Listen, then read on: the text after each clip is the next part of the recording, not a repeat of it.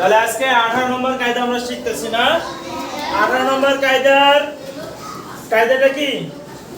নুনের উপর নুন ও মিমের উপরে তারজিদ থাকলে গুণ করা কি হবে? ওয়াজিব। তাহলে 29 হরফের ভিতরে নুন ও মিমের উপর যদি তারজিদ থাকে তাহলে কি করতে হবে? গুণ করতে হবে। বাকি হরফের উপরে তারজিদ থাকলে গুণ করা যাবে না। তাহলে আমরা নুন ও মিমের উপরে যদি তারজিদ থাকে তাহলে কি করব? গুণ করব। হামজা জবর আ, হামজা নুন জবর আন, নুনের উপর তাসদীদ গুণ করা ওয়াজিব। আন,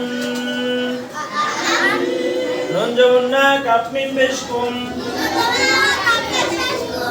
আন্নাকুম, হামজা পেশ উ, ওয়া নুন জবর ওয়ান, নুনের উপর তাসদীদ গুণ করা ওয়াজিব। নুন জবর না, কাফ মিম পেশ কুম, ওয়ান্নাকুম, হামজা জের ই, ইয়া নুন জবর ইয়ান।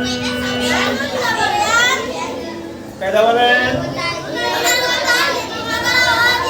নুন জবর না, কাফ মিম পেশ কুম, ইয়ান্নাকুম, আন্নাকুম, ওয়ান্নাকুম, ইয়ান্নাকুম।